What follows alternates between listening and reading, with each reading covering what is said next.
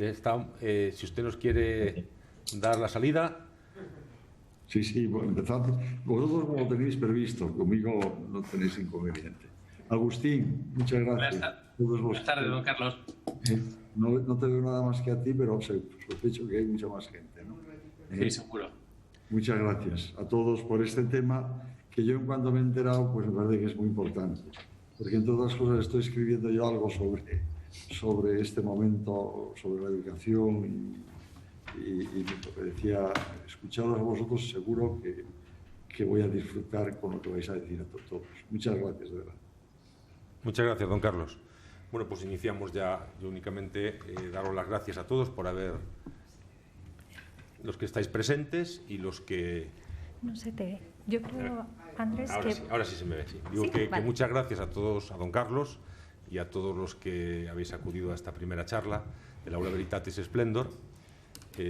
Tenemos un ciclo muy interesante que vamos a proponer durante este primer trimestre del curso, con todas las dificultades que tiene, pero también con toda la esperanza y con todo el cariño y con todo el entusiasmo con que lo hacemos.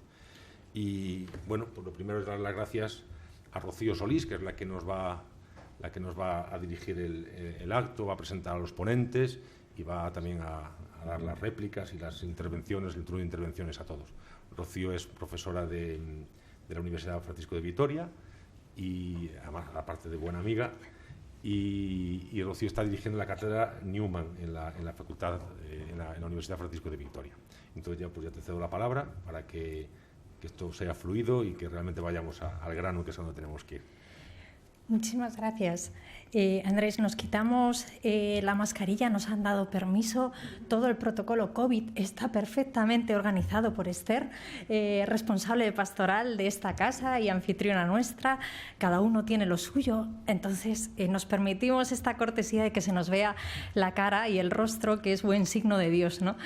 Lo primero, dar las gracias porque que a uno le llamen para estar juntos en un acto como este, entre amigos, pues siempre es un regalo y no hay que darlo por sabido ni por merecido, ¿no? Así que muchísimas gracias. También gracias porque me permite también pensar sobre cosas que traigo entre manos, pero las prisas nos hacen que no pensemos en lo importante. Y cuando te invitan a algo así, dices, date, vamos a pensarlo. Y esto hay que agradecerlo siempre a aquel que te ha llamado. Así que muchísimas gracias, es un placer. Yo pensaba que estamos aquí porque nos han convocado. Esto no nace de nuestra inteligencia ni de nuestra audacia, y esto es muy importante, ¿no? Esta premisa es muy importante. Nace porque nos han llamado. Luego ya viene la inteligencia, la audacia, si la hay, ¿no? Ya veremos dentro de 2 horas si hemos estado a la altura todos, pero primero nace porque nos han llamado. Y esto es lo más importante que nos sucede en la vida. Yo, a medida que van pasando los años, digo, a mí lo más importante que me sucede es que me llame otro, no lo que nace de mí, que tiene unas patas muy cortitas, ¿no? Al final lo que nace de uno siempre va con luces cortas. Con lo cual, pues qué suerte tenemos, que nos han convocado. Y lo hacemos en comunidad, ¿no? Primero por los amigos y en comunidad, en una comunidad muy grande, los amigos que nos vienen de fuera a hablar, ¿no? De Madrid, Agustín desde Valencia, pero luego tantas personas que me iban chivando, que está empezando por nuestro cardenal, don Carlos Osoro, que nos está acompañando, pero también por los delegados de Pastoral Juvenil de Madrid, de tantos lugares, los capellanes de nuestras universidades, también desde Escolas Ocurrentes, tenemos a varios amigos que nos acompañan y que nos escuchan desde LUMSA en Roma, desde Buenos Aires, desde la Universidad Hebrea de Jerusalén. Esta comunidad es muy grande y esto es el primer regalo. Ya con esto ya merecía la pena venirse hasta Alberto Aguilera, ¿verdad? Los que hemos venido o los que han enchufado el ordenador. Muchísimas gracias a todos los que nos están escuchando. Pero esto también, tengámoslo, ¿no? Somos una comunidad que camina pensando unida y dándole vueltas a las circunstancias juntos. Y esto es lo primero que se nos regala. Bien, nos han convocado. ¿Para qué? O sea, porque a uno le convocan para algo, ¿no? Y entonces nos preguntaban en el cartel que nos mandaban y que se ha difundido, ¿hacia un nuevo modelo pedagógico? O sea, Primera cosa, es una pregunta. No estamos dando nada por sabido. Estamos unidos para responder a una pregunta que está viva y que no sabemos. Lo mismo es lo de siempre, ¿eh? Y tenemos que concluir que no hay ningún nuevo modelo. Bien, decíamos que estamos aquí porque nos han llamado. ¿Quién nos ha llamado? Pues en principio el Papa Francisco, ¿no? Nos ha pedido a la Iglesia, a este extraño pueblo de lo humano y lo divino que decía Juan Pablo II, que camina atravesando la historia, nos pide algo tan bonito. A mí con esta frase me quedaba ahí conmovida hoy dándole vueltas. Que vivamos una nueva imaginación de lo posible, con el realismo que solo el Evangelio nos puede proporcionar. Esta frase ya daba para toda la tarde, pero para hacer la vida de cada uno de nosotros fascinante, ¿eh? O sea, ya con esto podríamos estar ahí dándole vueltas. Bien, y en esta búsqueda, en esta invitación que nos hace el Papa a esto del realismo, que a mí me parece que aquí la palabra, como suele hacer nuestro Papa, da con términos que son muy luminosos y de una profundidad brutal, ¿no? El realismo del Evangelio. A mí, yo me quedo ahí prendada, ¿no? ¿Qué significa? Que el Evangelio no solamente no es algo que ya sabemos, ¿eh? No es algo de otro momento, de otro paradigma mítico, con otra mentalidad, sino que está diciendo que es la forma de ser realista hoy, con estas circunstancias tan raras. Entonces, esto se puede hacer en muchos ámbitos y nosotros estamos llamados a hacerlo en nuestro ámbito, que es el universitario. Y aquí es donde entra la inteligencia y la creatividad de nuestros amigos, no solamente el Papa, sino de estos amigos que nos han convocado ya de una forma más concreta, ¿no? La Pastoral Universitaria de Madrid, encabezada por nuestro director, don Andrés Ramos, y también amigo, y por nuestro pastor, también el cardenal, por supuesto, don Carlos Osoro, dentro de este plan de la esperanza, que lo que viene a invitarnos es que nada ni nadie nos es ajeno en la vida, ¿no? Que el otro es nuestro hermano y que se nos va la vida en responder qué tengo que ver yo con él, y que el otro sea un bien. Bien, pues en este ámbito universitario el trabajo es más específico. Todas las áreas, como nos decía al comenzar Andrés, va a haber un ciclo de muchos ámbitos distintos y cada ámbito, cada área, cada ciencia tiene su método, ¿no? Y su forma. En la universidad, pues el método es el del discurrir, el del reflexionar, el del compartir, el diálogo, la palabra. Este es el ámbito que nos toca a nosotros. Y hoy se nos pide que reflexionemos sobre los desafíos que tenemos ante esta circunstancia. La vida, o sea, el mundo se ha dado la vuelta como un calcetín, y quién nos iba a decir hace un año, ¿no?, que íbamos a estar aquí con mascarillas. Esto era como de una novela distópica y ahora parecemos todos de 1984. Y aquí estamos con esta circunstancia. Es verdad que nosotros no somos dueños de la circunstancia, pero sí que podemos ser protagonistas de lo que hacemos con ella, como todo en la vida. Y eso es lo que se nos está diciendo. Somos protagonistas en este ámbito de la reflexión, de poner en pie la imaginación, la creatividad y de la búsqueda del bien, que para eso siempre estamos llamados, para eso siempre somos libres, ¿no? En eso estamos. Vamos a ver qué desafíos tenemos. Y para eso tenemos 1 hora y media aproximadamente en mitad de la cotidianidad. A mí esto me parece que es un regalo, o sea, un miércoles aquí de 6:30 a 8:30 para poder pensar juntos y convertir lo que nos pasó en aprendizaje, ¿no? O sea, lo que nos está pasando, ¿vamos a ser educados por ello o vamos a surfearlo? Eso está en nuestra mano. Yo me pido aprender de ello y vosotros creo que también, porque estáis aquí. Para eso hemos invitado, están también convocadas dos personas, 2 compañeros, 2 amigos, como son Mercedes Blanchard y Agustín Domingo Moratalla. Paso a presentarles porque esto es lo importante, escucharles a ellos y luego el coloquio que podamos tener, tanto los que estamos aquí como los que están en casa. Mercedes ha sido profesora de... Esto es genial, porque yo cuando leía el currículum digo, bueno, es que ha estado, claro, es que ha estado en las tripas de toda la educación. O sea, ha sido profesora de preescolar, tendría a todos mis niños en cada curso. Preescolar, primaria, secundaria y desde 2003 es profesora también en la Universidad Autónoma de Madrid. Trabaja sobre todo los temas de la inclusión en educación, las medidas de atención a la diversidad, la atención a contextos singulares, innovación, cambios metodológicos. Vamos, es la persona para respondernos si estamos en un cambio metodológico y pedagógico. Y ha trabajado en el Máster Internacional de Migraciones que tiene la Universidad Pontificia. Y ella misma me escribía, 3 años estupendos. Bueno, pues esto yo creo que refleja muy bien quién es Mercedes. Muchísimas gracias por estar con nosotros. Agustín Domingo Moratalla, que nos escucha desde la orilla del Mediterráneo. Es catedrático de Filosofía, Moral y Política en la Universidad de Valencia, director de la Universidad Internacional Menéndez y Pelayo, también en Valencia, director del Máster Ética y Democracia de la Universidad de Valencia, investigador externo de Cátedra de Escolas Ocurrentes. Ya decíamos que hay muchos amigos de escolas escuchándonos. Y es casado, esto también lo decía él, y padre de 2 hijas maestras. Aquí todos vemos que ponen el peso en lo profundo, que tener 2 hijas maestras ya dice mucho del padre. Ha estudiado en Lovaina y Washington y de sus muchas publicaciones tiene muchas. Yo he destacado 2 porque me parece que son 2 temas que aquí nos ocupan hoy, ¿no? El arte de cuidar, atender, dialogar y responder, qué título más bonito, y educación y redes sociales, la autoridad de educar en la era digital. Bien. Pues sin más, yo creo que damos paso a Mercedes. Ha dicho Agustín que empieza Mercedes y Mercedes obedientemente creo que va a empezar, ¿verdad? Muchas gracias a todos.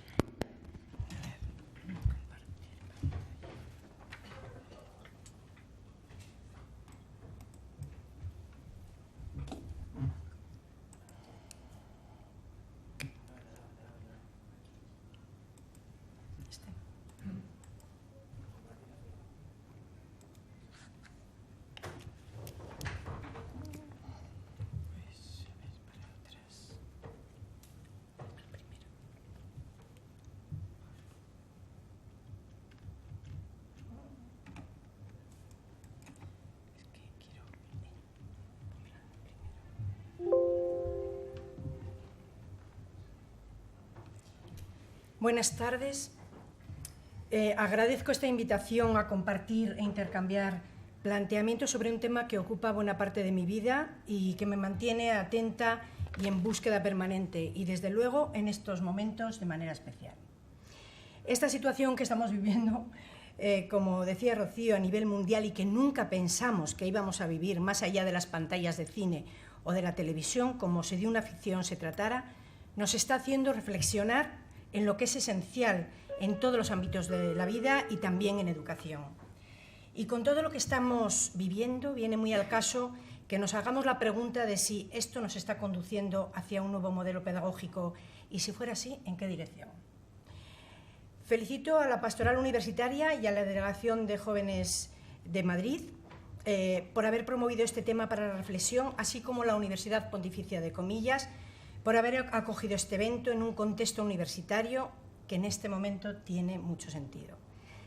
También agradezco la presencia de las personas que nos acompañan aquí y la del cardenal don Carlos Osoro, que tan cercano tiene desde sus inicios el tema educativo. Me gustaba identificar los aprendizajes rápidos que la vida durante esta pandemia nos está brindando, porque se van encendiendo luces que nos van a permitir ir construyendo después. Ya sé que fácilmente podemos ver el desastre que nos está tocando vivir si enfocamos desde ese lado, pero mirar a ese agujero negro no nos salva. Lo importante es que miremos hacia donde hay luces encendidas que nos dan esperanza. Pues bien, vamos a detectar y poner en voz alta esos aprendizajes que reconocemos como si nos hubieran dado una gran lupa para que nos ayuden a dar los pasos siguientes. Un aprendizaje primero es lo que creíamos haber conseguido, como era esa capacidad para hacernos con el mundo en un abrir y cerrar de ojos, puede desmoronarse en un segundo. Y lo más importante que nos queda al final es tan básico como el amanecer, que nos da otra oportunidad para seguir viviendo, o que las grandes ciudades se van descontaminando y respiramos mejor. Y esto lo estamos valorando más. La fragilidad propia y la de los otros, y también la necesidad de una respuesta conjunta para salir del pozo, para superar esta tremenda crisis. Que nuestros comportamientos, por pequeños que sean, repercuten en los demás, y que el bienestar de los demás depende de cada uno de nosotros. Y hoy constatamos, como nunca, que somos responsables de que esa repercusión sea positiva. Que lo esencial para ser feliz es muy poco: saberse querido por la familia, por los amigos, poder comer cada día, tener un cobijo donde vivir, tener salud. que si queremos que algo cambie, todos debemos poner algo de nuestra parte, y que la economía y el trabajo es muy importante, pero que la vida es el valor primero. Junto a esto, formulamos la sospecha de si nosotros y nuestros comportamientos han tenido que ver algo con el desequilibrio de los sistemas, con el calentamiento global, con la asfixia de nuestros mares abarrotados de plásticos, para que al final se diera esta explosión de la pandemia, pero no para culpabilizarnos, sino para cambiar el orden de las cosas y para sacar consecuencias importantes para nuestra tarea educativa. ¿Qué podemos hacer nosotros con todo esto que estamos viviendo con una fuerza que nunca hemos vivido?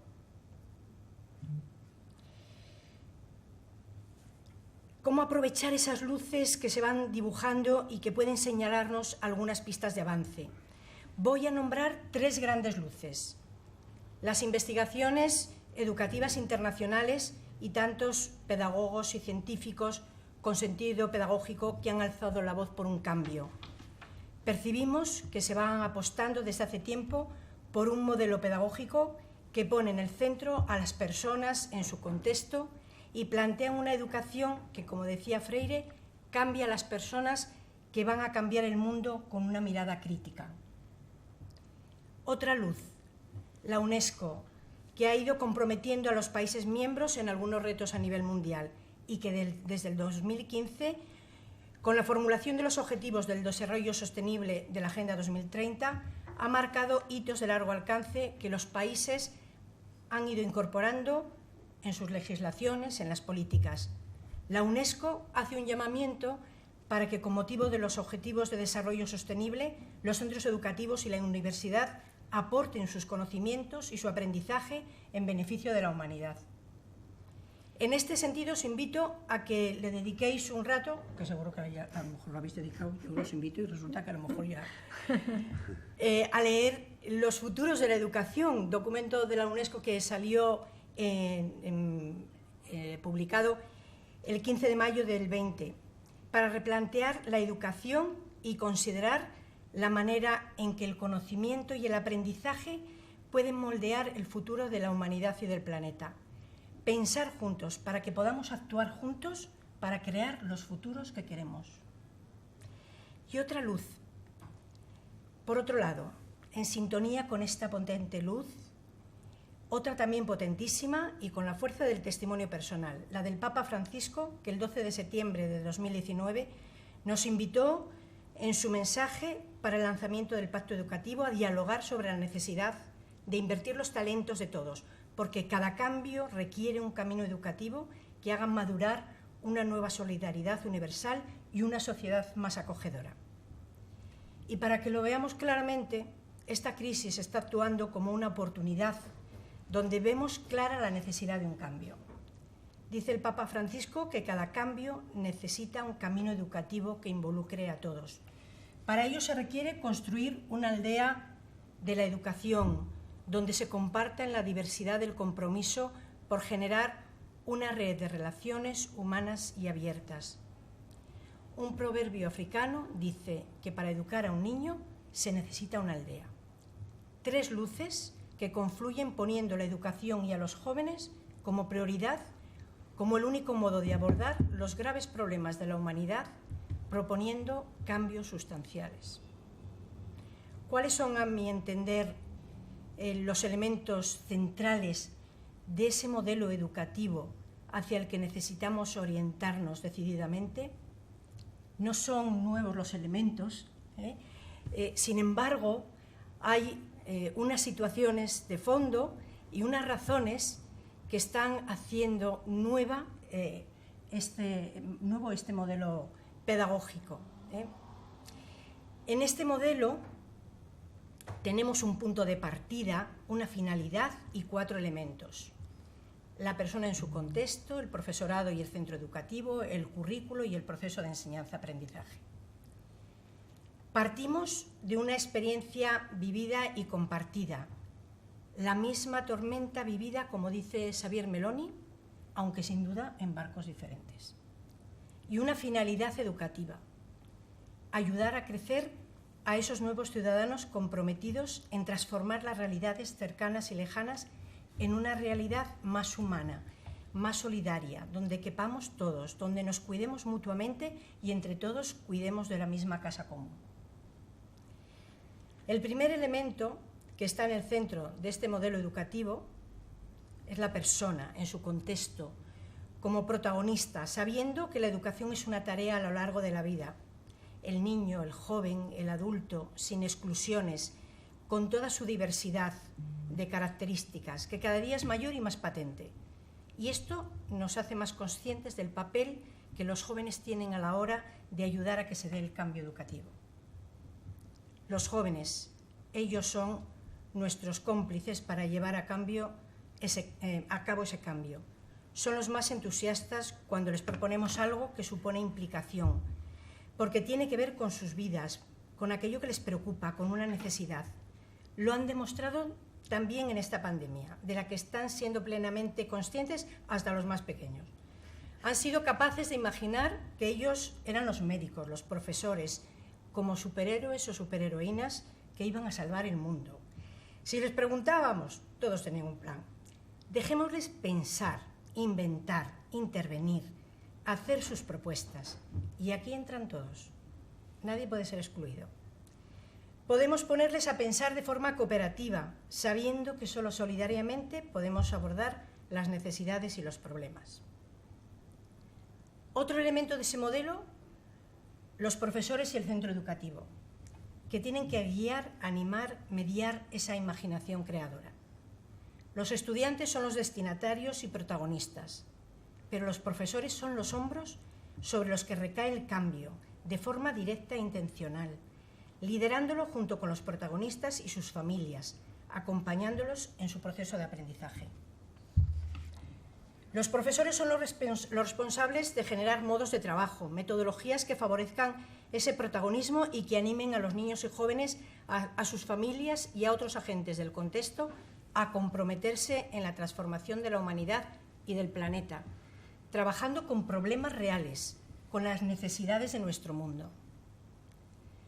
Vamos a dibujar un poco más a este profesorado a través de unas claves.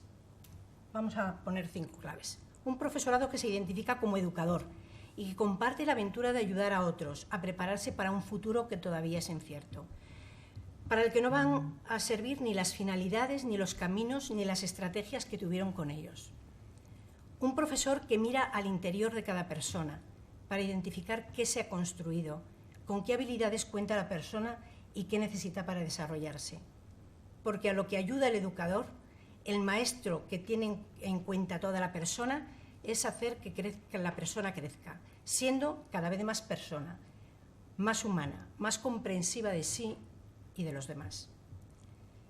Un profesor que es consciente de que el proceso de reflexión y diálogo personal con él mismo y con otros profesionales sobre la tarea que realiza tiene un papel muy importante. Estoy hablando de un proceso de reflexión, acción, reflexión, que Freire no dejó de impulsar. Este proceso es el que va a conformar ese pensamiento crítico que pone al docente en camino de una mejora constante. Para mí, de toda la tarea que realizo con mis alumnos en la formación del profesorado, esta es la que considero de mayor eficacia y calado personal. Poner a los estudiantes y a los profesores a pensar, a hacer metacognición desde claves educativas sobre lo que viven, lo que hacen, lo que comparten con otros en su día a día, es lo que más les ayuda a descubrir sus propias claves educativas. Para mí es muy satisfactorio ver cómo ellos mismos se admiran de su capacidad de reflexionar desde enfoques educativos. Un profesor que desde el cariño y la preocupación por sus alumnos es capaz de crear escenarios que susciten en ellos la motivación y el interés por aprender, porque el aprendizaje tiene que ver con sus vidas, con el entorno, con los otros, con el mundo. Y esto supone previamente conocer a los alumnos, sus contextos, sus familias y manejar bien las relaciones con ellos y entre ellos. Un profesorado que trabaja en equipo, que crea equipo para poder responder a estos retos. Que el ir solo sea hasta que se logra el equipo, porque yendo solo no se puede ayudar a transformar la educación. Hay que buscar que otros se sumen. De eso sabía mucho Pedro Poveda. Y esto supone previamente conocer a los alumnos, sus contextos, sus familias y manejar bien esa relación. Y trabajar en conjunto con otros agentes del contexto. La tercera pata de ese modelo pedagógico es el currículo. ¿Cómo debería ser ese currículo, ese pack de objetivos, competencias, contenidos y metodología que la escuela administra? Necesita ser un currículo que mira a la persona y que mira la vida, capaz de adaptarse a los diferentes momentos socioculturales y al contexto, liderado por profesionales de la educación y no por los políticos ni por los libros de texto. Que favorezca aprendizajes que desarrollen valores, que les vayan convirtiendo en agentes transformadores, que integre los aprendizajes de las distintas materias, donde los estudiantes aprendan a contemplar las asignaturas o ámbitos disciplinares no como objetos a estudiar, sino como vida a descubrir, apostando desde las aulas por proyectos integrados y ecológicos que quiten los muros que separan la escuela de la realidad y, por supuesto, utilizando las tecnologías como medios. Y en cuanto al proceso de enseñanza-aprendizaje, la cuarta pata, es necesario pensar en procesos que enfoquen la mirada de los estudiantes para identificar problemas, necesidades y enseñar procesos de investigación que generan productos alternativos y compromisos de transformación. Cuando los profesores enseñamos a nuestros estudiantes a mirar a la vida para aprender de ella, identificando necesidades, preocupaciones, intereses y motivaciones, ellos se vuelven más activos, más creativos, más investigadores, más protagonistas. En este nuevo modelo hay que aspirar a que nuestros estudiantes, desde bien pequeños hasta la universidad, pongan sus aprendizajes al servicio de la sociedad.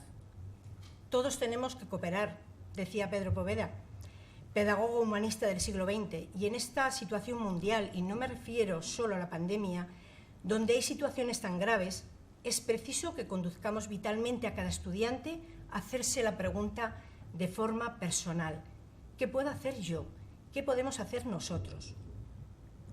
Tenemos que acompañar a los estudiantes para que unan el compromiso personal de transformar la sociedad al aprendizaje como consecuencia natural, porque entonces les abrimos un horizonte que sin duda transformará sus vidas. Solo hay que escuchar la satisfacción que tienen aquellos estudiantes que deciden entrar en el aprendizaje servicio o que trabajan como voluntarios en una ONG o que realizan prácticas con un objetivo social o han trabajado con proyectos de aprendizaje con intencionalidad transformadora. Pues si este objetivo pasa de ser un objetivo extracurricular a ser un objetivo a nivel curricular, va a crecer la motivación e interés de muchos, porque al final tiene sentido aprender. En este sentido, recuerdo un proyecto que desarrollamos un grupo de profesores en El Salvador y donde aprendí que quienes tienen necesidades más básicas son mucho más capaces de pensar y hacer proyectos para la comunidad, para dar una larga vida, por ejemplo, y más útil, al poco agua que tenían. O cómo los alumnos de una escuela fueron capaces de ayudar a cerrar heridas abiertas por la guerra civil, terminada hace apenas unos años, sentando al pueblo a dialogar, pues estaba dividido en dos bandos. Y también, en otro proyecto de aprendizaje, integraron al pueblo en su lucha contra el dengue. Y todo esto trabajando las asignaturas del currículo de forma globalizada o de manera interdisciplinar. Fue un verdadero disfrute. ¿Cómo le llamaría yo a este modelo pedagógico? Voy a atreverme a llamarle de alguna manera, pero no quiero encasillarle. Lo que sí es que es claro que estamos hablando de un modelo pedagógico humanista que mira a la persona como agente de transformación de sí misma y de este contexto globalizado del que se siente responsable. Muchas gracias.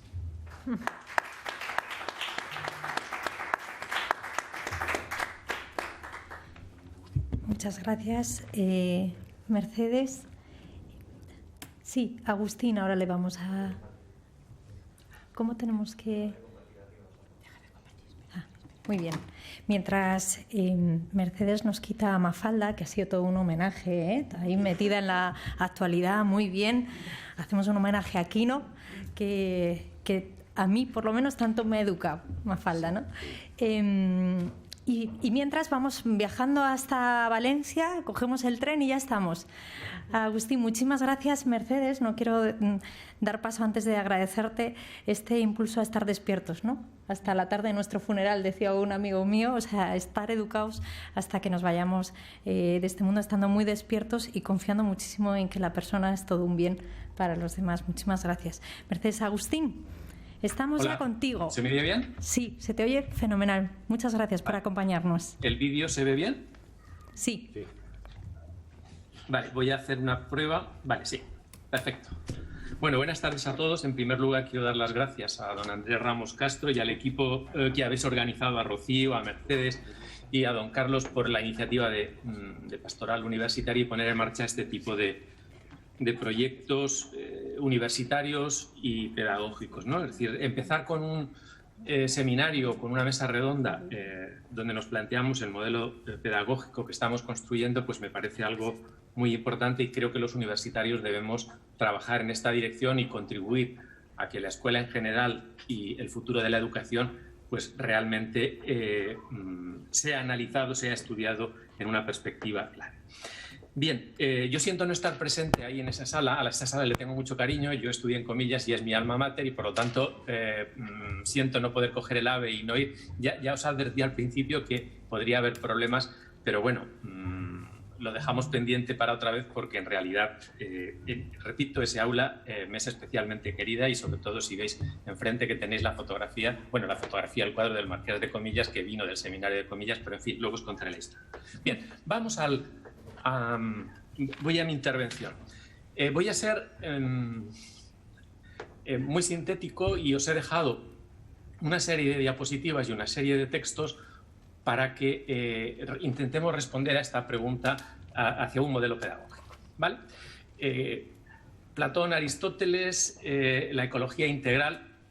Quiero empezar con un texto importante de Gregorio Luri.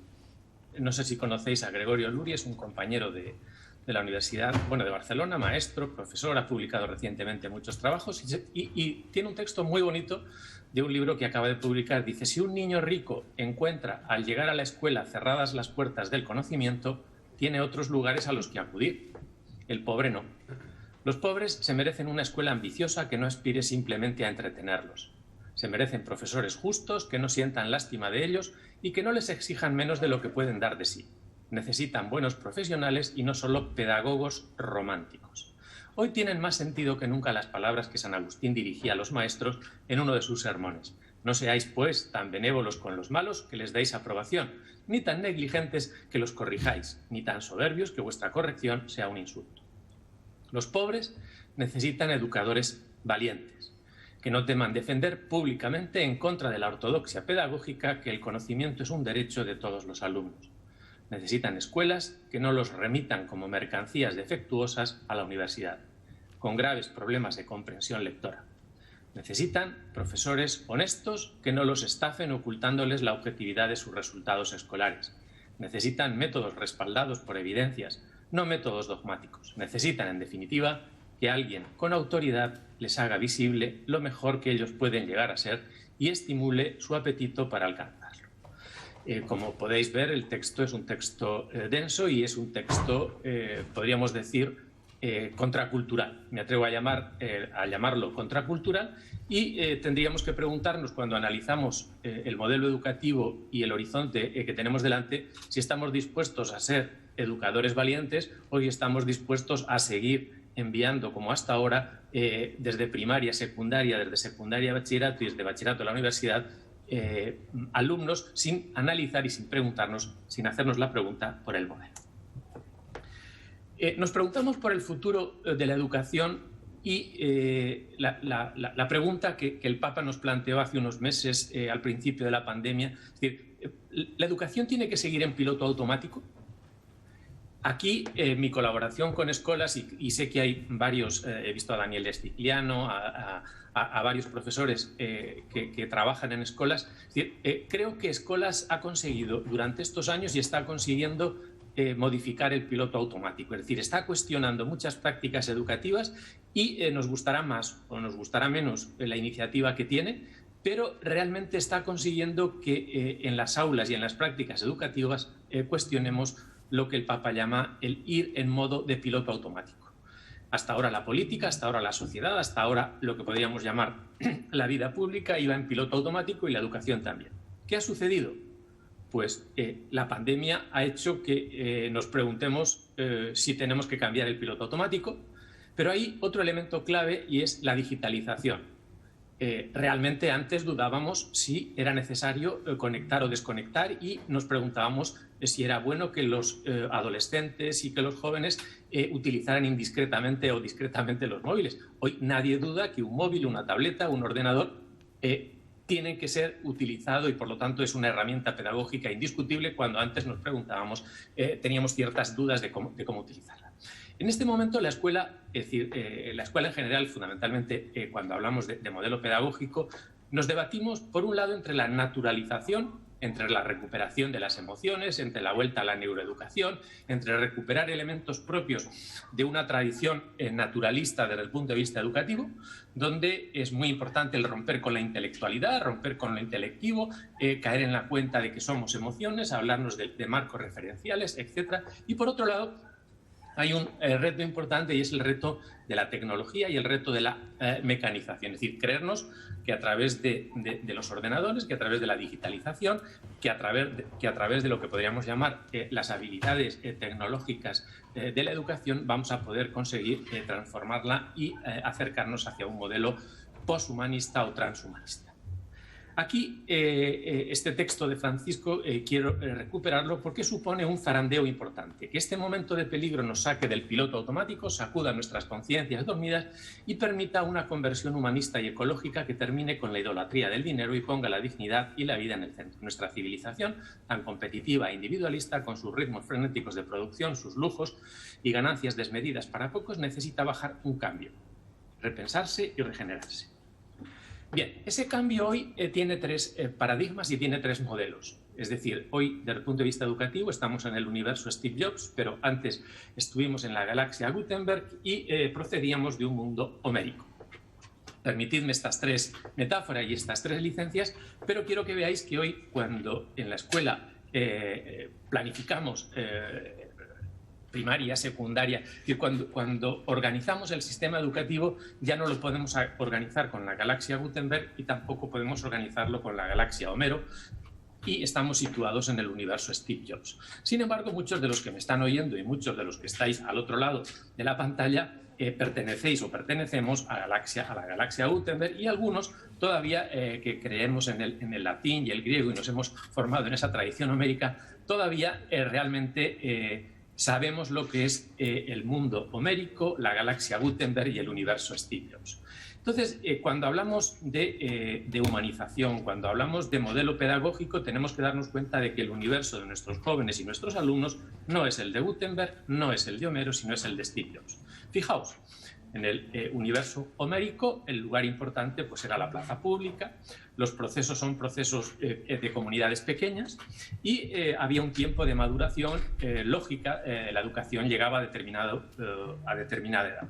¿Cuál era la meta? Pues la meta estaba relacionada con la retórica, la participación en la vida pública y el aprendizaje de un oficio.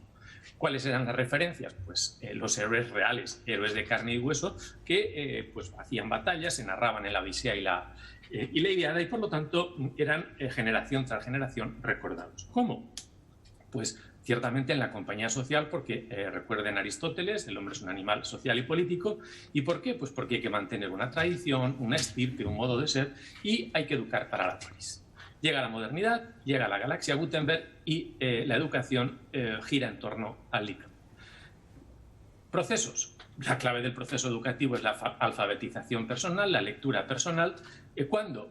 Pues hay determinados años de aprendizaje. Las metas, aprender a leer y a escribir. Las referencias van a ser héroes imaginados, ya no son héroes reales. ¿Cómo? La soledad, la voluntad, el esfuerzo y la distancia, elementos pedagógicos claves de la educación Gutenberg, de la etapa de la galaxia Gutenberg. ¿Por qué? Fundamentalmente para ser libres, para ser autónomos, para promover una nueva ciudad. Pensemos en la utopía de Moro, pensemos incluso en la ilustración en esa clave. ¿Y quién? Pues se trata de crear ciudadanos libres, generar una democracia de electores. Por eso la opinión pública, los medios de comunicación, las bibliotecas, los libros eran importantes. Hoy todo esto ha cambiado. Estamos en un modelo pedagógico donde tienen más poder Instagram, tiene más poder TikTok, tiene más poder las redes sociales que el libro o el aula. ¿Cuál es el proceso? Pues hoy hablamos de teclados y alfabetización digital e incluso desde la Unión Europea nos piden que promovamos la competencia digital. Es decir, evaluamos a nuestros alumnos en la capacidad para la alfabetización digital. ¿Cuándo? Pues a lo largo de toda la vida, es decir, el aprendizaje hoy se mantiene desde que uno nace hasta que muere y por lo tanto los programas son de lifelong learning, es decir, del aprendizaje no solo hasta los 18, no solo hasta la universidad, sino en realidad el aprendizaje dura toda la vida. ¿Cuál es la meta? Pues la meta es fundamentalmente aprender a navegar, aprender a moverse y no estancarse en una determinada tradición. La referencia pues son héroes fabricados, héroes de Netflix, héroes de HBO, héroes de Amazon, héroes fabricados. ¿Cómo? A través de la conexión. Conexión no significa comunicación. Conexión significa tener posibilidades de disfrutar de determinado tipo de recursos con una determinada velocidad e inmediatez. ¿Por qué? Fundamentalmente porque podemos soñar un hombre nuevo. Hemos desafiado a la muerte no existe, no aparece en los telediarios, hay muchos muertos que no van a existir y por lo tanto realmente tenemos que trabajar en un horizonte o se trabaja en un horizonte donde las redes y los medios fabulan una realidad que en realidad, valga la expresión, no existe. Es decir, nuestros alumnos hoy realmente necesitan despertar a la realidad y la tarea del educador, nosotros como educadores muchas veces tenemos que ser realistas y metafísicos en ese sentido. En lugar de la comunidad real hay un horizonte de comunidad virtual. En este contexto yo propongo, y creo que es muy importante, empezar a hacer una revolución educativa que he llamado la revolución de las entrañas solidarias. Es decir, tenemos que darnos cuenta de que el modelo pedagógico no puede hacerse al margen del análisis de la fenomenología, de lo que podríamos llamar la entraña humana y sobre todo el tipo de entrañas con las cuales estamos organizando la actividad educativa y la praxis educativa. Habría un modo enfermizo, que es el que se está haciendo hasta ahora desde el punto de vista educativo, que sería entender esa entraña, esa educación en clave enfermiza, y hay otro modo saludable. En la tabla he contrapuesto lo que podría ser educar para unas entrañas enfermizas o patológicas o educar para unas entrañas saludables. ¿Qué sería educar para una entraña enfermiza? Pues educar para el entretenimiento. En lugar de tener entrañas, tendríamos extrañezas. En lugar de educarnos para entender la vida como un peregrinaje, pues educaríamos para vivir como turistas que van picoteando, que van teniendo experiencias, que van mariposeando dentro de la vida. Tercera característica, la entraña enfermiza supone una soledad gritona y ruidosa. La entraña saludable supone una soledad apalabrada y sonora. La entraña enfermiza supone situarnos en la sociedad del rendimiento. Sin embargo, la entraña saludable supone movernos en el horizonte de una sociedad samaritana y compasiva. La primera supone un cansancio de información, un agotamiento de información. La segunda supone degustar el conocimiento. La primera, las entrañas patológicas y enfermizas, suponen la ruptura, suponen la desvinculación y suponen la promoción de estructuras educativas en clave de atomismo, en clave de atomización del sujeto y atomización de la persona, del contexto y del entorno. La entraña saludable supone educar para la responsabilidad y para la personalización y responsabilización de los procesos. En la entraña enfermiza, lo realmente importante es consumir el tiempo, agotar el tiempo.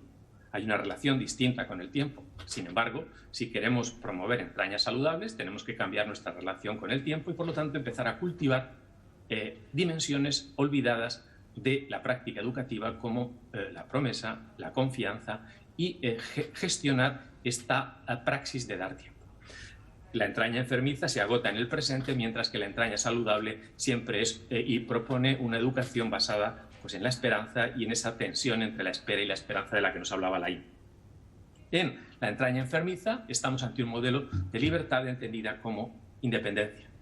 La finalidad de la educación, del sistema educativo, se llame LOE, se llame LOMLOE, se llame Ley CELA, se llame directrices europeas, es generar estudiantes, generar personas que trabajen, que sean rentables, que se integren en el mercado de trabajo, y no es plantearse el tipo de persona, el tipo de ciudadano, sino servir a la cultura del rendimiento. En el planteamiento de la entraña enfermiza estamos ante una cultura de la sobreexcitación y el desbordamiento, es decir, siempre hay que estar haciendo cosas, siempre hay que estar conectado, mientras que, y aquí viene la palabra clave, cuando hablamos de entraña saludable, la clave está en la atención, la meditación y la contemplación. Para terminar, creo que estamos ante 3 modelos pedagógicos en cuestión. Puesto que esto era una mesa redonda y se trataba de iniciar un debate y proponer una serie de ideas para el debate, yo las lanzo aquí. Es decir, hoy, cuando nos preguntamos hacia qué modelo pedagógico tenemos que dirigirnos, yo creo que hoy en el mercado, en el horizonte global educativo, nos vamos a encontrar con 3 modelos claramente diseñados. Y en los que me estáis oyendo, o los que estáis al otro lado de la pantalla, tenéis que preguntaros en cuál estáis. Si es en el de los pedagogos indiferentes, si es el de los populistas y liberales, o si es el de los conservadores y liberales. Aquí, fijaos que la conjunción es importante. Repito, porque esto creo que es clave y no nos damos cuenta de que el debate sobre la reforma educativa, el debate sobre la supresión de la libertad educativa, la lucha contra los artículos de la Constitución que garantizan la libertad de educación, es un debate que es estratégicamente muy importante y no podemos ser ingenuos. Es decir, no tiene ningún sentido que iniciemos una mesa redonda, un debate, y que se inicie la pastoral educativa sin preguntarnos, y la pastoral universitaria, sin preguntarnos lo que va a suceder con el modelo educativo que se está poniendo en marcha en España o que se están poniendo en marcha en otros países. Entonces, tenemos que ser conscientes de que al menos existen 3 modelos. Primero, el conjunto de expertos, el conjunto de pedagogos que no se han planteado la pregunta por el modelo. Es decir, que les da igual el modelo con el cual tienen que trabajar. Serían lo que yo he llamado indiferentes. Luego habría que buscar algún nombre atractivo, pero de momento lo dejo ahí. ¿Qué es lo que caracteriza a los indiferentes? En primer lugar, promueven una educación basada en consumidores, en clientes y en usuarios satisfechos. La satisfacción de los consumidores, la satisfacción de los clientes, la satisfacción entonces, la educación es una educación para el consumo, para la clientela y para el uso de servicios. Institucionalmente, en el nivel meso, realmente están muy contentos con el estado de bienestar porque es un estado benefactor que les va a proveer de servicios y no se tienen por qué plantear más. Lo que intentan es consolidar un modelo de estado que sea benefactor. A nivel global lo tienen muy claro. ¿Para qué sirve la globalización? Pues la globalización está vinculada al saber científico y la ciencia es un saber utilitario e inmediato y no se preguntan para nada el papel de los valores o de dónde viene el conocimiento científico. Por lo tanto, habría un primer equipo de educadores, de pedagogos, que en realidad no se plantean el modelo, sino que aceptan lo que poco a poco el mercado les va proveyendo. Luego habría un debate, yo creo que ideológico importante, porque vamos a encontrarnos con pedagogos que se sitúan, podríamos decir, en claves populistas y en claves liberales. Esto es más importante de lo que nos imaginamos, es una tendencia importante y entienden el globalismo, voy a empezar de arriba hacia abajo, entienden el globalismo y la ciencia al servicio del poder. ¿Qué es la ciencia y qué es el conocimiento?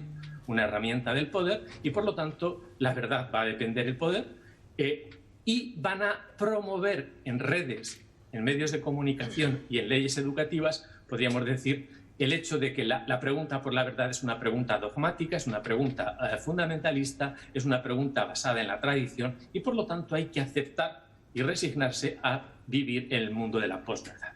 ¿Cuál es la finalidad del Estado? La finalidad del Estado y el sistema de la educación estatal es entretener y mantener la tensión social. Es decir, generar polarización entre los ricos que tendrán sus escuelas privadas y los pobres para poder, podríamos decir, plantearse el poder político y la pedagogía política en clave de pacificación de esa polarización y equilibrio social.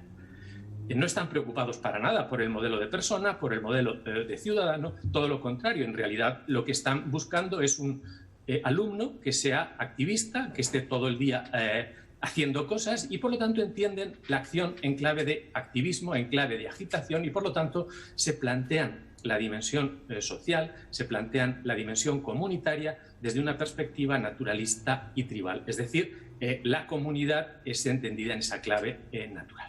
Y en tercer lugar, y con ello voy a concluir, estaría lo que llamamos la propuesta liberal conservadora o la propuesta de quienes pedagógicamente optan por un modelo que podríamos llamar liberal y podemos llamar también conservador, aunque el término podría replantearse. Aquí la clave no es ni lo global ni la globalización, sino la clave es la recuperación de la universalización del conocimiento. Estamos en una universidad y estamos en un contexto universitario. Nuestra tarea no es la particularitas, sino la universitas. Y por lo tanto tenemos que preguntarnos por ese horizonte de universalización del conocimiento. Aquí yo creo que hay una tradición potente, que es la tradición del personalismo comunitario, que realmente tiene herramientas y recursos para afrontar los desafíos y los retos de la globalización, pero en clave universalista. Esto lo vemos, por ejemplo, si hemos leído con detenimiento la Fratelli Tutti, si hemos leído la Laudato Si, es decir, en lo que sería la tradición del personalismo comunitario y en qué medida en los distintos textos de la vida de la Iglesia está presente, esto es clave. Universalización del conocimiento. Esto está claro, no es la ciencia, es el conocimiento. En segundo lugar, a nivel meso, hay un elemento clave y son las tradiciones. Lo realmente importante no es el Estado, lo realmente importante son las tradiciones educativas de la sociedad civil. Y hay un elemento clave desde el punto de vista educativo y es la recuperación de la autoridad. El darnos cuenta, el recuperar el hecho de que hay una condición asimétrica en la práctica educativa que a veces hemos olvidado. Es decir, es clave la dignificación de la figura del profesor, es clave la recuperación de esta variable que no tiene por qué ser autoritaria, sino que cuando hablamos de la autoridad en contextos pedagógicos hablamos de autoridad en el término más digno de la palabra. Esto supone la recuperación y el trabajo y la promoción de una determinada clase media con una cultura común elevada. Y por último, y ya concluyo, este modelo pedagógico a nivel micro valora la lectura, valora la interioridad solidaria, es decir, no se desentiende del mundo interior del alumno, del tipo de persona que estamos educando y sobre todo trabaja una dimensión olvidada en las distintas reformas educativas, en las distintas reformas pedagógicas y en el pedagogismo de moda. La atención como categoría pedagógica fundamental que, analizada filosófica y éticamente, supone una recuperación de la verdad y la libertad a la vez. Para terminar, he preparado dos textos, uno de Lurie, que me parece muy importante. Es decir, el libro de Lurie lleva por título La escuela no es un parque de atracciones. Dice así, no es cierto que cuanta más tecnología consumimos, más innovamos, pero la escuela de las buenas intenciones, esa escuela de las innovaciones disruptivas, de la creatividad, de la revolución educativa, del aprender a aprender y de la resolución de problemas, yo diría, ¿les suena todo esto que está diciendo este señor? Del pensamiento crítico y de la incontinencia emocional, que cree que hay que llenar el corazón en vez de la cabeza, no acaba de darse cuenta de que mientras estaba sustituyendo el decorado de Hamlet por un McDonald's para hacer la vida más fácil a los alumnos, en Elsinore habían creado un laboratorio tecnológico en la sala del trono. Los años de escolarización han aumentado, pero el aprendizaje colectivamente se ha estancado o ha disminuido. Los jóvenes pasan cada vez más tiempo en la escuela, pero no están aumentando por ello sus conocimientos. Esto es importante porque cuando evaluamos el modelo pedagógico no es una cuestión de años, no es una cuestión de tiempo, sino una cuestión de valoración del conocimiento. Y para terminar, Bellamy tiene reflexiones interesantes que habría que recuperar cuando hablamos de modelo pedagógico y les aconsejo el libro Los desheredados, porque supone una recuperación de la cultura con mayúsculas y una crítica a lo que podríamos llamar la pedagogía o los modelos pedagógicos de los últimos años. Y lo hace con una categoría que me parece muy importante. Estamos generando desheredados. las últimas generaciones de pedagogos no han transmitido conocimiento, no han transmitido cultura y, por lo tanto, nuestros alumnos realmente no saben cómo relacionarse con las catedrales, no saben relacionarse con las bibliotecas, no saben cómo relacionarse con los libros. El título de su libro, que les aconsejo, Los desheredados, porque es urgente transmitir la cultura, es clave. Termino con la cita de él. Dice: esta crisis no es un problema de medios ni de organización, es una cuestión de finalidades. Y la escuela no saldrá de ellas hasta que no se haya reafirmado en su misión propia. Y la fecundidad que conlleva es la indiferencia por nuestro patrimonio, por unos tesoros construidos por el fervor de las generaciones pasadas y que dejaremos que desaparezcan si no tienen suficiente rentabilidad turística y comercial. Nuestra ignorancia vuelve mudas las estatuas, indescifrables las imágenes, incomprensibles los textos. Los signos que hemos heredado pierden su sentido y, a su vez, su eficacia política y social. La ingratitud, y subrayo esto, estas dos líneas las quiero subrayar, estamos generando generaciones de ingratos, desheredados que en realidad no saben cómo relacionarse. Dice Bellamy, dice: la ingratitud, he aquí de qué muere una cultura. Nuestro patrimonio muere cuando no se transmite, nuestra cultura y con ella nuestra propia humanidad morirán por nuestra propia ingratitud. Dejo aquí estas reflexiones con la finalidad, pues, de provocar el coloquio, de generar una reflexión sobre algo que creo que es muy importante, y es el preguntarnos por el modelo educativo. Repito, quien esté satisfecho con los modelos educativos actuales no vale para el debate, sino que en realidad creo que tenemos que preguntarnos hacia qué modelo y en qué horizonte estamos dispuestos para avanzar. Para finalizar, les dejo ahí una serie de referencias bibliográficas y me pongo a su disposición. Muchas gracias.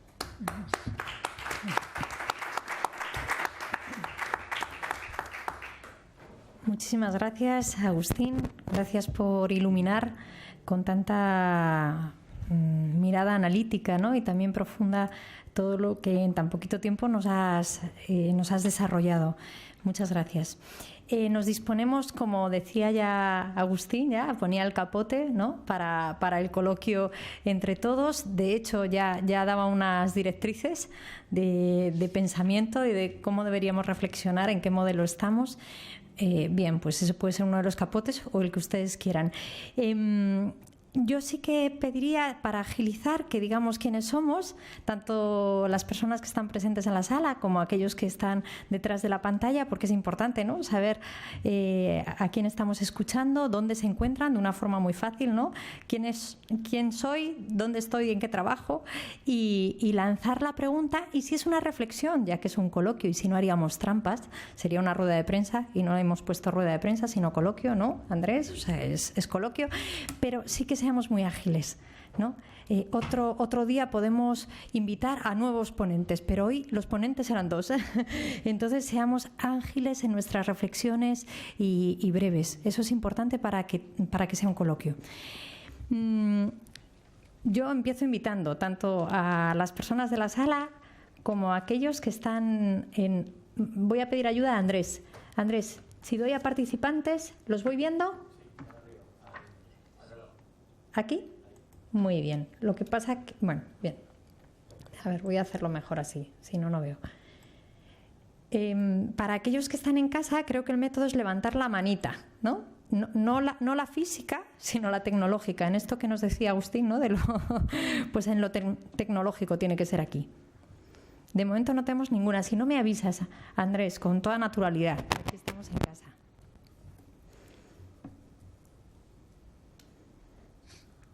Cuando estoy en la universidad... ¿Sí? A ver.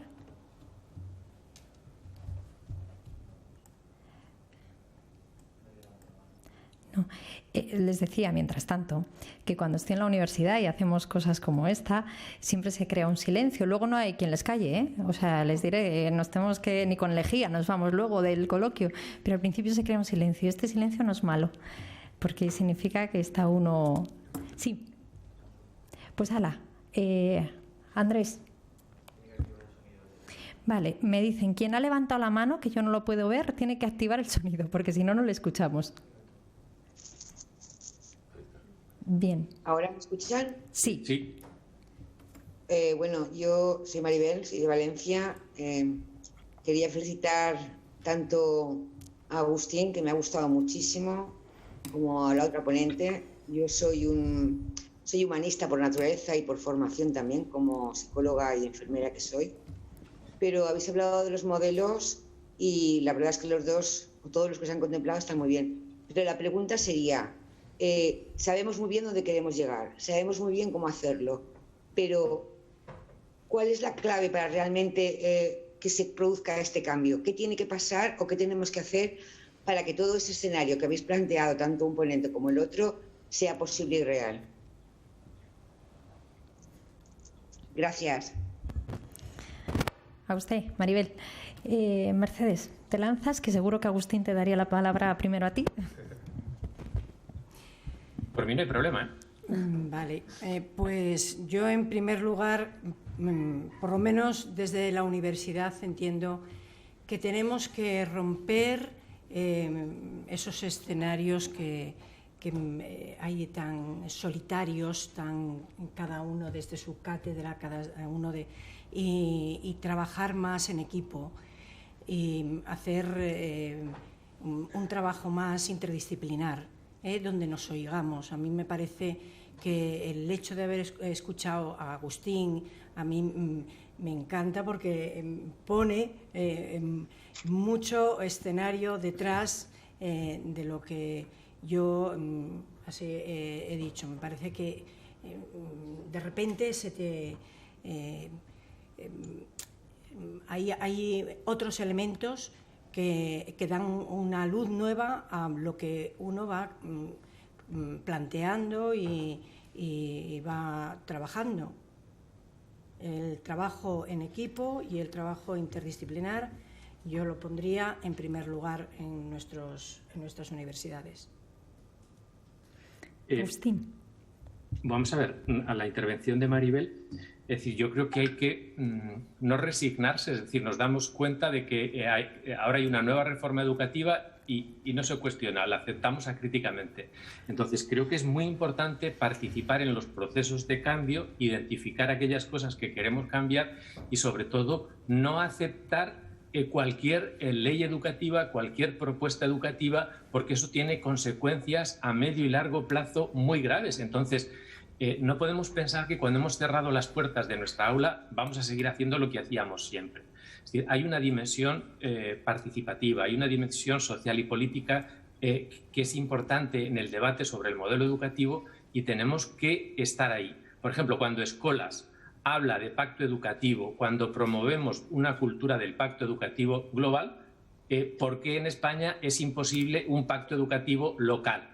Es decir, no tiene sentido que estemos promoviendo un pacto educativo global y estemos sin un pacto educativo nacional. Entonces, ya hay un trabajo pendiente por hacer para sentarnos y para construir, para poner los mimbres de ese micropacto educativo que no suponga tirarnos los trastos de la educación de una generación para otra. Bien, habría más cosas, yo diría participar, resistir propuestas con las que no estamos de acuerdo y, sobre todo, analizar nosotros mismos cuál es nuestra posición, si creemos que educar es simplemente transmitir, si creemos que se puede seguir educando igual. Es decir, que nosotros mismos analicemos el modelo educativo con el que nos educaron y que nos planteemos cuál es el modelo educativo con el que queremos educar a nuestros hijos. Es decir, al menos ese análisis que lo tengamos presente. Loreto Ballester. Sí, buenas tardes a todos. Gracias por esta iniciativa y a los dos ponentes. Conozco a los dos, enhorabuena. Yo quiero subrayar este aspecto que ahora salía, ¿no? Necesitamos discutir las finalidades de la educación. Mientras no discutamos esto, creo que es muy difícil después concretar otros aspectos. Por lo tanto, yo apoyaría y también os pregunto, ¿no?, a los dos, también conozco Escolas, ¿qué elementos podemos promover, ¿no?, que ya existan? Aquí estamos muchos educadores, ¿no?, que realmente contribuyan a generar esta visión, ¿no?, pasar de las entrañas enfermizas a las saludables, poner en el centro a la persona. Por lo tanto, sí que me gustaría que entre todos pudiéramos nombrar y proponer, porque hay que implicar a muchos para que esto suceda. Nada más, este comentario. Muchas gracias, Loreto. ¿A quién tenemos? Agustín. Vale, si quiere Mercedes hablar, que hable, y si no, le respondo yo a Loreto. Adelante, Agustín. Vamos a ver, en la tradición de escolas hay un elemento clave y es manos, corazón y cabeza. No hay educación integral si no tenemos los tres elementos. Por lo tanto, en la Laudato Si, en la nueva encíclica, en la tradición, podríamos decir, educativa de la vida de la Iglesia, hay elementos tan potentes que a veces ni los conocemos. Entonces, ahora el recordar que manos, corazón y cabeza tienen que formar un todo desde el punto de vista educativo, a veces se nos había olvidado. Entonces, ese recuerdo me parece importante, y yo creo que cuando empezamos un programa de aprendizaje-servicio, cuando iniciamos propuestas educativas innovadoras, esta educación integral, este concepto de educación integral, yo creo que es podríamos decir, es un concepto clave, es un foco en el cual tenemos que empezar a trabajar conjuntamente las propuestas de innovación educativa. ¿Quieres añadir algo?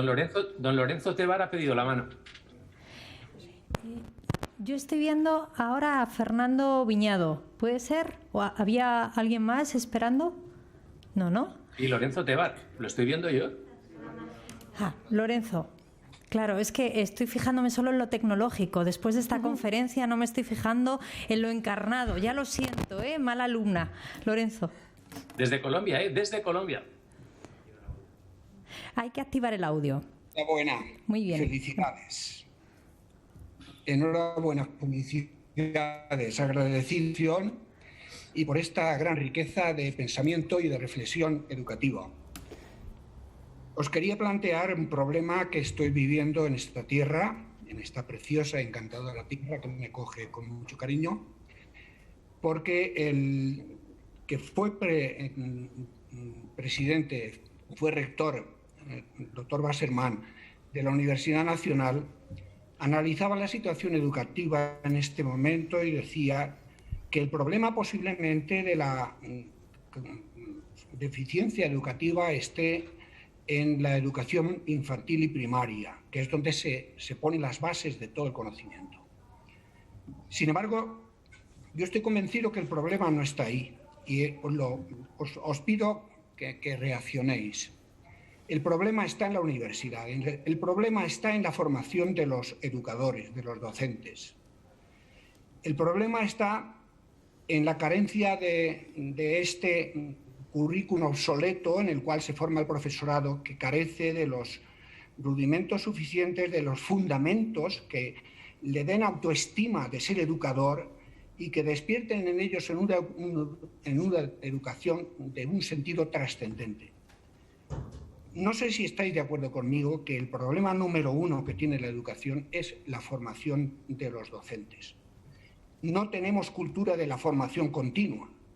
Por lo tanto, los que terminaron la educación, los que terminaron sus estudios, ya han dejado de estudiar. Los profesores leen muy poco. Lo digo por propia experiencia porque lo tengo muy constatado a lo largo de mi trayectoria de formando profesores. ¿Qué os parece? ¿Hay que formar formadores? ¿Cómo se forman los profesores en las universidades? ¿Qué currículo tienen? ¿Qué fundamentos tienen los profesores de cara a sus conocimientos filosóficos, psicopedagógicos, para integrar al mismo tiempo en la formación lo que Piaget llama los dos aspectos fundamentales que se nutren mutuamente, el cerebro y la afectividad? Él dice que el cerebro es el motor, pero la afectividad es la gasolina, es lo que enciende todo eso creando empatía. Propuesta o pregunta, mejor dicho. ¿Qué os parece cómo está la formación del profesorado y si la escuela merece ese profesorado o habría que hacer el milagro o la transformación de la formación de los docentes en este momento? ¿Y cómo? Un abrazo desde Colombia. Lorenzo, yo creo que sí que hay que hacer un poco de milagro, pero por lo menos en la realidad en la que yo me estoy moviendo, veo que se han hecho muchísimos avances a lo largo de estos años y han ido entrando bueno, pues estructuras y planteamientos que antes no existían a una velocidad que yo ni sospechaba, creí que no iba nunca a llegar.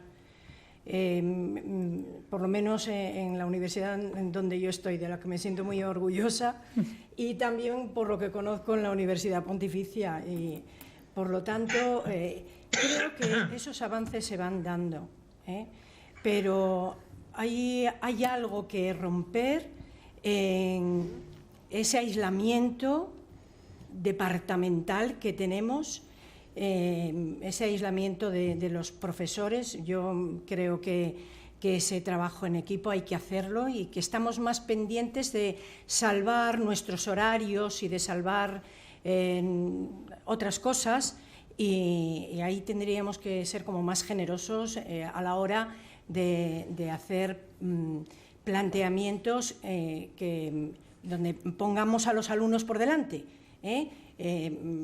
favoreciendo una interdisciplinaridad o favoreciendo un trabajo en equipo. Creo que ese camino se ha abierto. Falta mucho, pero no sé lo que opinará Agustín.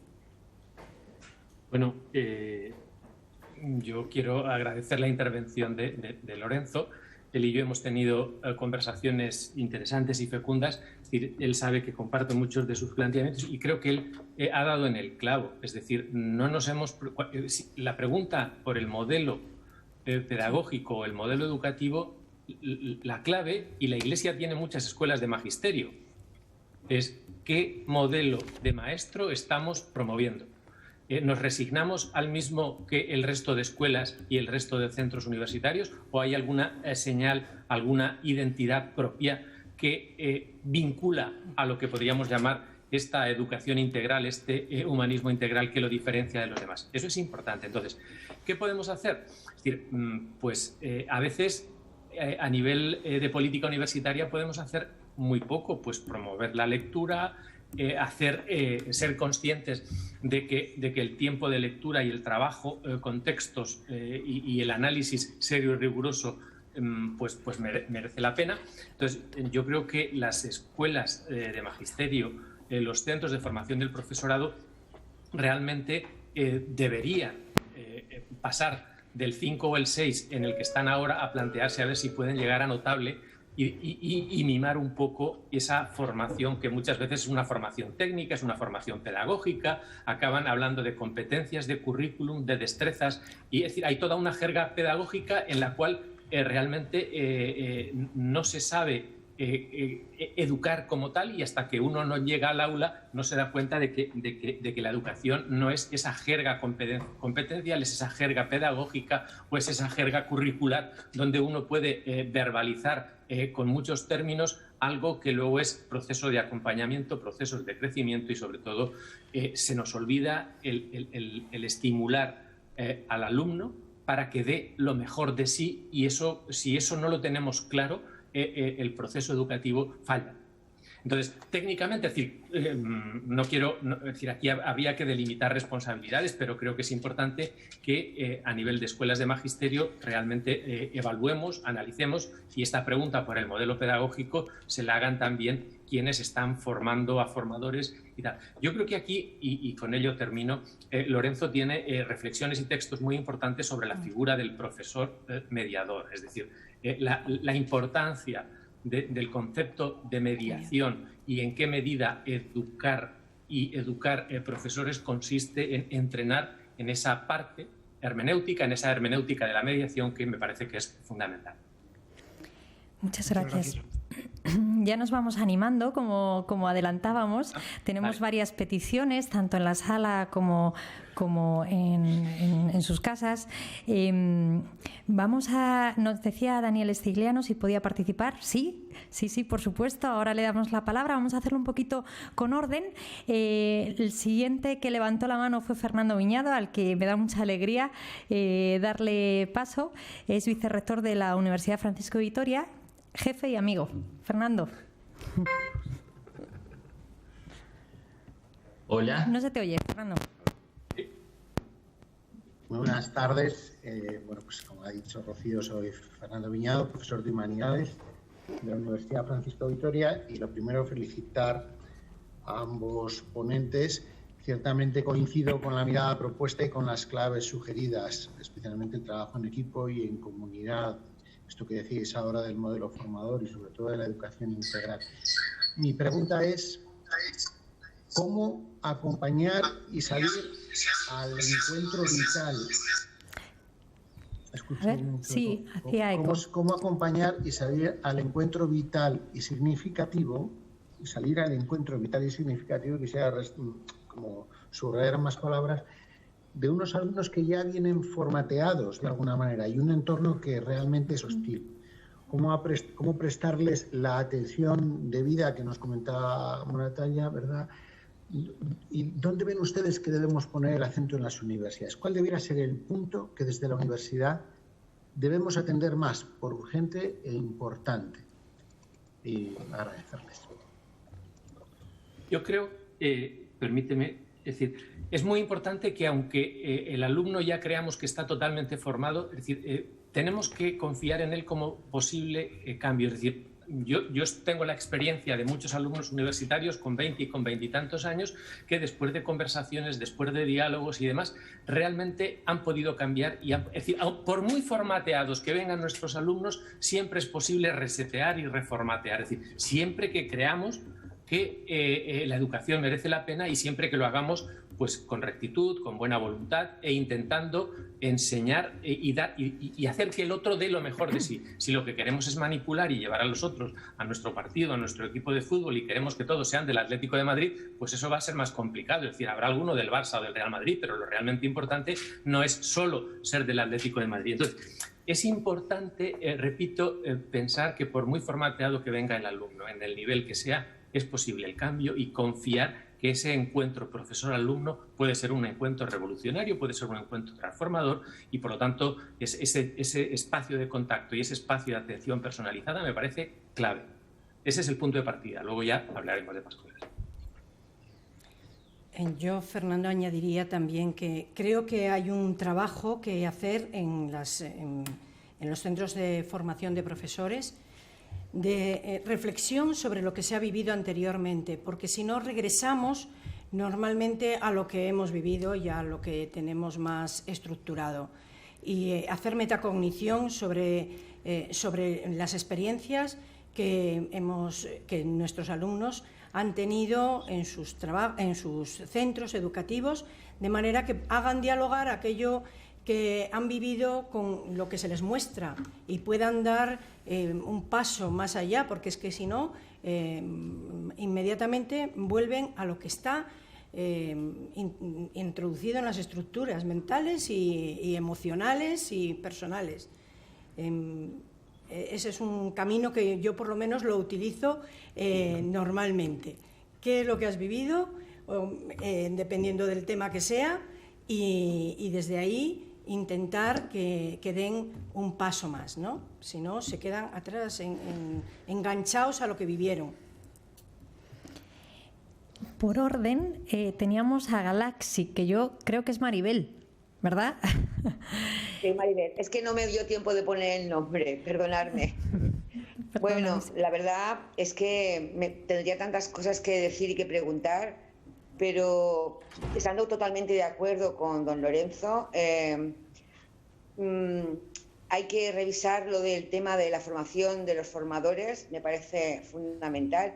Y hay otra cosa que ha dicho Agustín, lo de no es tarde nunca para formatear o para cambiar actitudes, ¿no? Yo soy una defensora a ultranza de que siempre se pueden cambiar las actitudes, a mejor, evidentemente, pero eso pasa por quizá pararse, reflexionar y, como bien decía, creo que a Mercedes, plantearse de dónde viene uno y hasta dónde quiere llegar.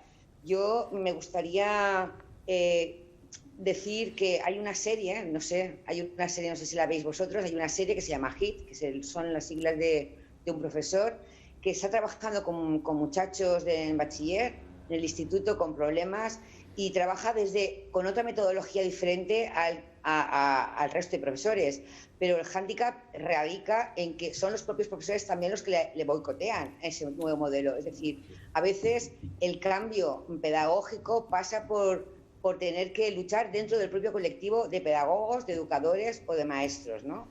Entonces, de alguna manera, la pregunta sería, ¿cuál de importante es el que uno sea vocacional o que no tire la toalla y que simplemente focalicen, a mí me pagan de estar en la escuela de tal a tal hora o en la universidad de tal a tal hora, cumplo con mi currículum y ya está, sino que uno trascienda todo eso y haya un punto vocacional importante como educador, igual que en otras profesiones, por supuesto. Gracias.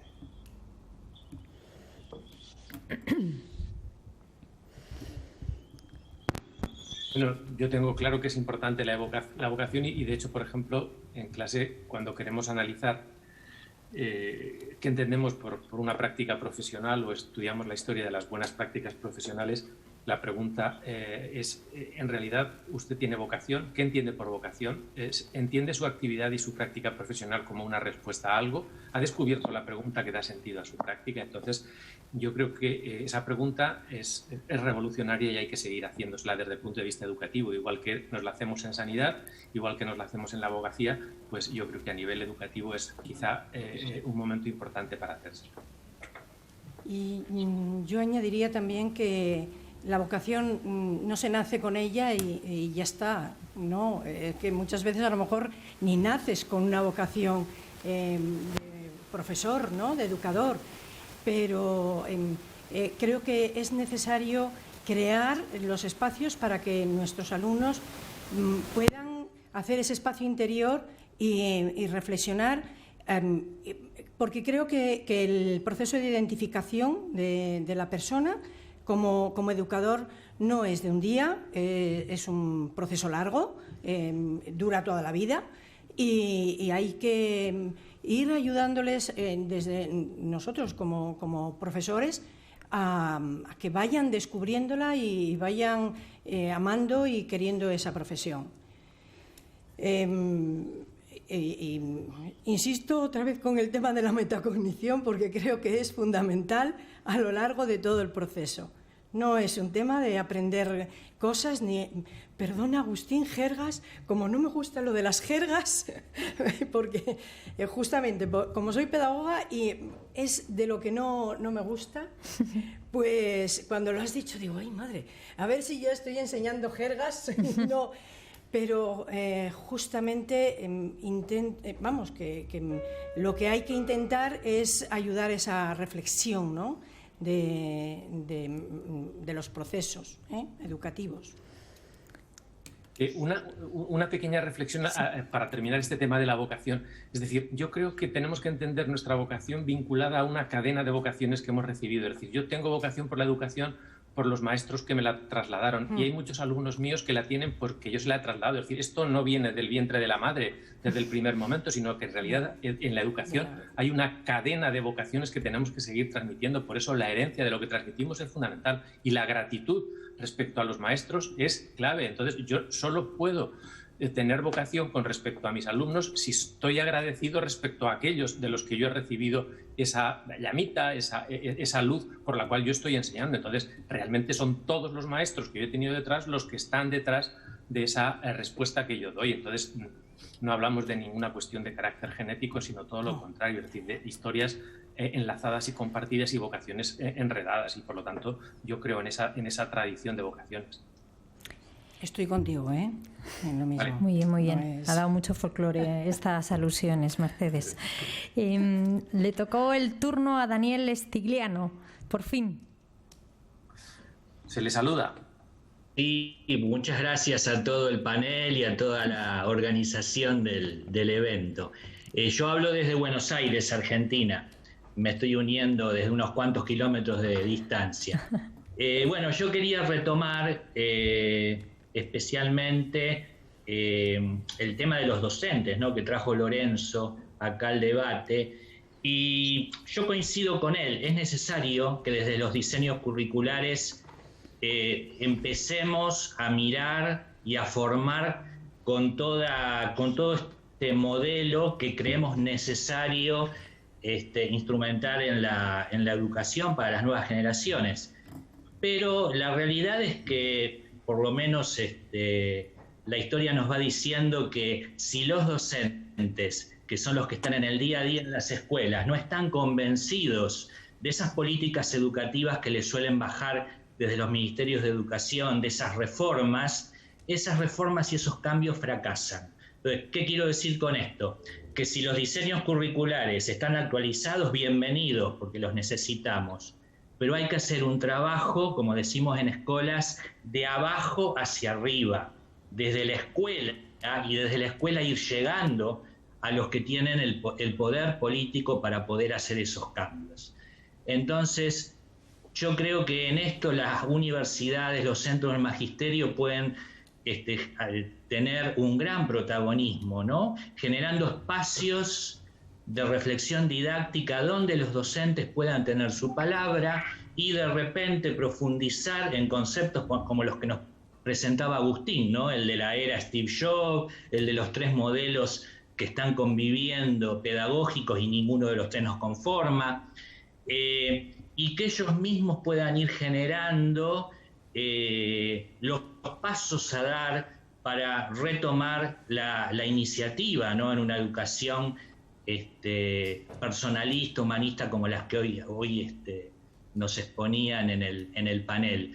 Todo es esto, ¿no? Ahora, este trabajo me parece que en la universidad se puede hacer, pero tiene que darse adentro de las escuelas. Me parece que tenemos que generar urgente un gran trabajo adentro de las escuelas para que los docentes puedan profundizar estas cuestiones, hacer propuestas y que estas propuestas vayan llevando al cambio en los países donde habitualmente desarrollamos nuestra tarea docente. Bueno, no sé, eso quería agregar, me parece que puede ser un aporte. Gracias. Yo quería también agregar que también los centros universitarios, con las decisiones que van tomando, decisiones sociales, decisiones pedagógicas, yo estoy pensando en mi universidad, algunas decisiones como introducir la inclusión de una manera total dentro de la facultad, como introducir el aprendizaje servicio, como introducir el aprendizaje por proyectos, va configurando también una cultura y un modo de hacer y de pensar que se va comunicando, que es una referencia también para los alumnos. Yo creo que también eso es importante, ¿no? Esa labor que tenemos que hacer desde los centros universitarios. Muy bien. María Dolores, nos hablan desde la sala, no hay pantalla entre nosotros. Muy bien. A ver, soy María Dolores Peralta, del Centro Universitario Escuni. Me quito la mascarilla para que se me entienda mejor. Sigo en el mismo tema que ha salido de la formación de docentes, lógicamente, y en la formación inicial. Y estoy muy de acuerdo con muchas de las propuestas que han salido. Es decir, más allá de la política universitaria, los centros de magisterio nos vivimos muy aprisionados con la política universitaria. A mí me lo parece. Estamos demasiado constreñidos a la burocracia, al papeleo, y no nos deja llevar a esos temas tan importantes que aquí están saliendo. Yo pienso que, a pesar de todo, soy optimista y pienso que, a pesar de todo, podemos dar el salto, y podemos dar un salto coordinándonos. También lo ha dicho Agustín, y estoy muy de acuerdo con él, en que necesitamos hacer autocrítica de lo que hacemos, coordinarnos y buscar esfuerzos conjuntos para fomentar esa vocación, ese nuevo maestro, esas nuevas formas de hacer que necesitan nuestra sociedad más allá de los planes de estudio. Y yo diría más, y sabemos que eso se puede hacer, a pesar de los planes de estudio. Bueno, lo quería dar como propuesta y como para darle un toque más a este diálogo que me parece interesantísimo y que agradezco la oportunidad de estar y todo lo que he oído desde el principio. Gracias, María Dolores. ¿Damos ya? ¿Terminamos? Sí. Había alguna mano levantada, pero ha bajado, con lo cual vamos a respetar ese silencio, porque entiendo que o ya está respondido o se ha hecho tarde. Me dice don Andrés que terminamos, pero que queremos, si el cardenal, don Carlos, nos quisiera decir algo, nos encantaría que pudiera cerrar este acto nuestro pastor.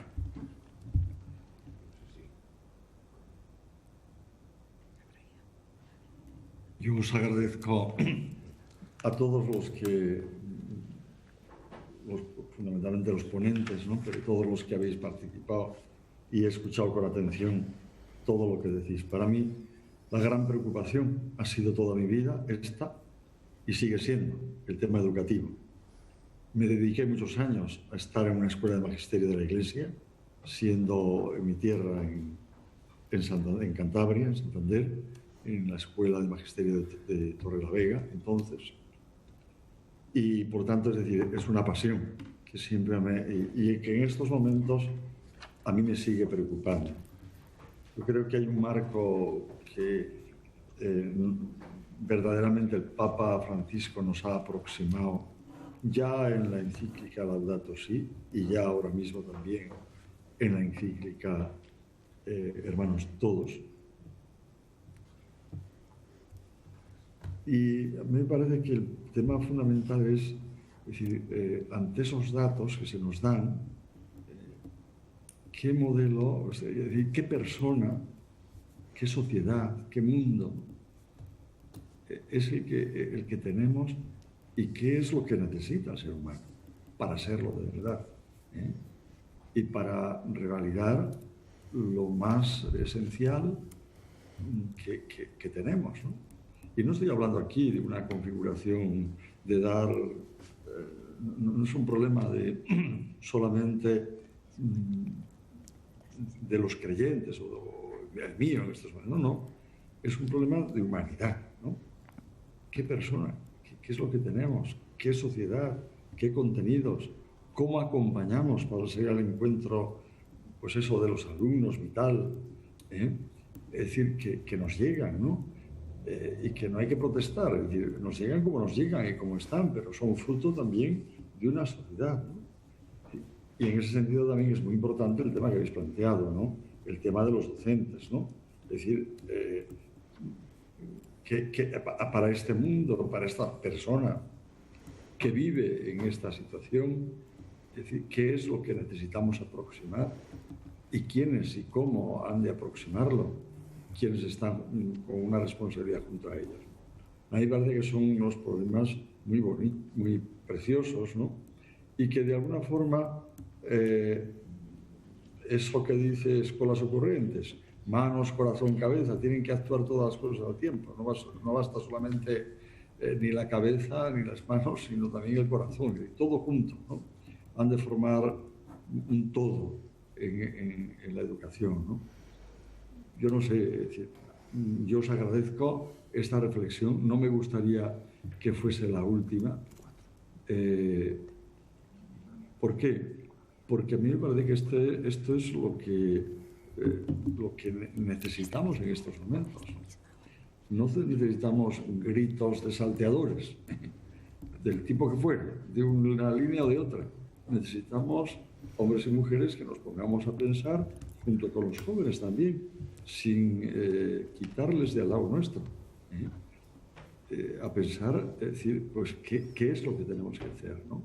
Porque en el fondo está la propuesta de qué sociedad creamos que tenga capacidad para entregar la felicidad al ser humano, ¿no? Y para situarnos en este mundo pues como hermanos, no como enemigos, no como salteadores los unos de los otros, ¿no? Es decir, y eso es importante, ¿no? Y a mí me parece que hay un marco que se nos ha dado, y que le tenemos, ¿no? Y que debiéramos de aproximar a todos los hombres. Yo creo que esto está en todos los sitios. Yo esta mañana he podido estar, por otros motivos, con educadores de otros lugares de Asia, por ejemplo, y esto es lo que de alguna forma está presente también en esos lugares, ¿no? No sé, yo os agradezco y quisiera que la delegación de Juventud nuestra y Pastoral Universitaria pues sigamos esta reflexión. Creo que lo necesitamos, pero España especialmente lo necesita y Europa lo necesitamos.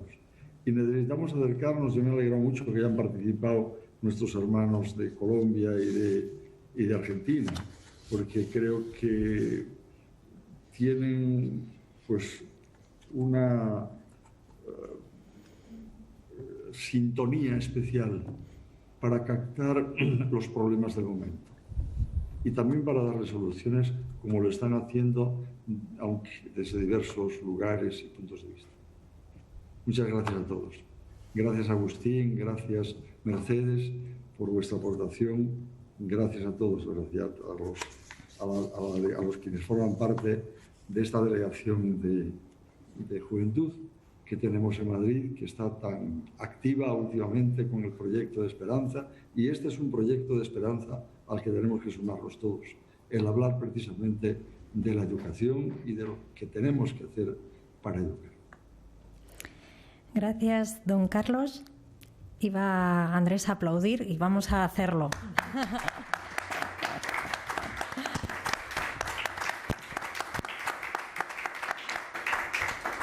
Gracias, don Carlos, por sus palabras de paz y de unidad. Como buen pastor. Muchas gracias. Yo creo que nuestro cardenal nos ponía en la plaza pública el ingrediente principal que nunca va a fallar, pase lo que pase en la educación, haya los retos que haya, los distintos métodos tecnológicos, Teams, Zoom, todo esto, siempre hay un ingrediente principal que es un hombre viviendo con sed de saber para qué está aquí y qué tiene que decirle la realidad, ¿no? Y el resto de hermanos con él en el centro como protagonista, y esto nunca nos va a faltar y esta es nuestra esperanza. Y esto se da mejor respuesta, como hemos podido comprobar esta tarde, cuando, como decía Benedetti, codo a codo somos más que dos, ¿no? Aquí somos más que dos, pero no solamente porque seamos más, sino porque juntos vemos más allá, más lejos. Y esto es lo que nos invita la pastoral universitaria, desde dentro del plan Esperanza, a seguir haciendo. La próxima cita, además de como nos ha invitado el cardenal a seguir reflexionando sobre la educación, que es fundamental, el 4 de noviembre tendremos Sociedad y Economía. No será en este lugar, pero será a la misma hora el 4 de noviembre. Así que nos apuntamos volvernos a ver en ese día. Muchísimas gracias a Agustín, Domingo Moratalla, a Mercedes Blanchard, a Esther como anfitriona del lugar y a don Andrés Ramos, director de la Pastoral Universitaria, y a todos los que han acudido aquí y nos han acompañado desde sus lugares. Muchas gracias. Gracias a vosotros.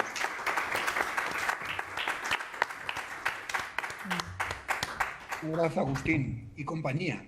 Gracias a vosotros. Gracias, Lorenzo. Gracias, Viviani.